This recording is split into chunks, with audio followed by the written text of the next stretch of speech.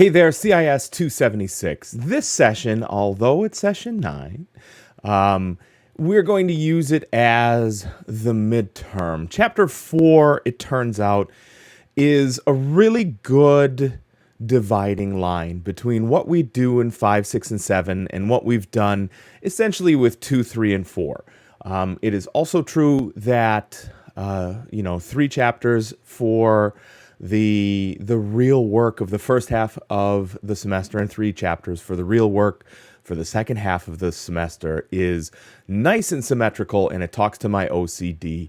So that's how I prefer to think about it. So what we have here behind me, and what we'll do here for ostensibly the review of the material for your midterm is just remind you of a couple of the things in each one of these chapters that we've covered already, just so you feel secure going into the midterm. Now, I know having used the word midterm has now given PTSD to a few of you, and that's really not my aim here. Please, please, please, just suspend your horror for what that assignment will entail until you get to a little bit further down the line here, the video describing the midterm. So please trust me. I know you have no reason to trust me, but please do.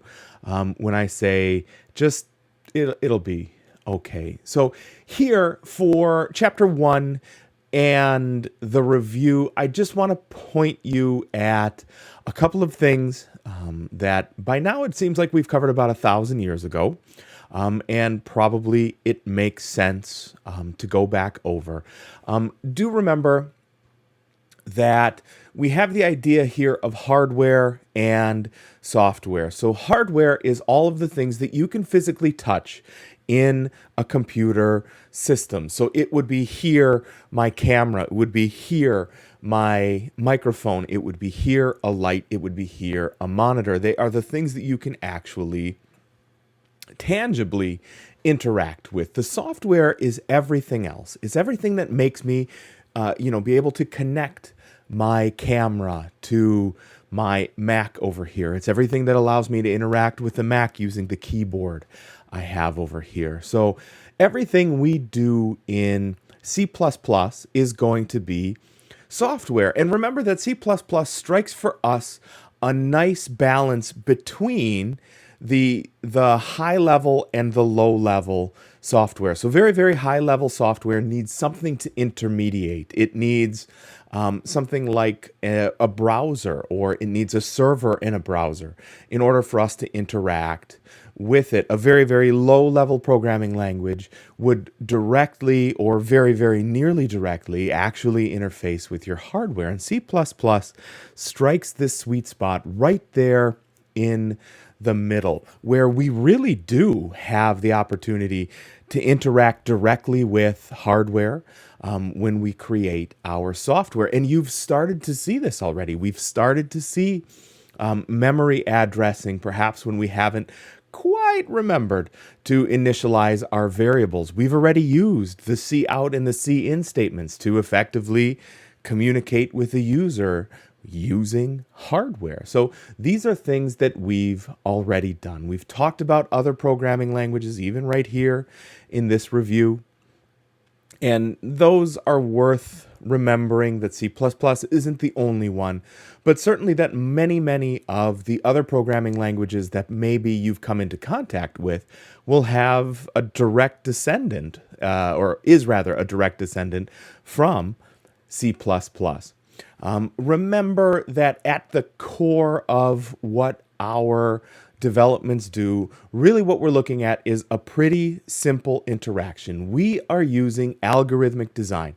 We are designing programs that are aiming at solving a problem. That algorithmic design is going to work with inputs, processing, and outputs.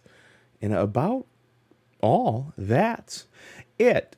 The last thing I do want to go push your attention back towards, and there's a very good video on it in the chapter 1 source material here, is the process that happens every time you click run in the background. All those things that we need Replit to be able to do in order to run our programs.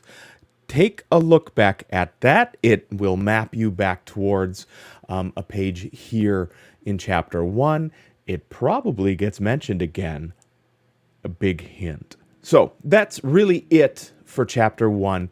It really, really was just a big overall introduction to computers and programming so that we can start to change our lens, to view ourselves differently, to stop just using computers and hardware and software and start thinking about developing computers and software instead.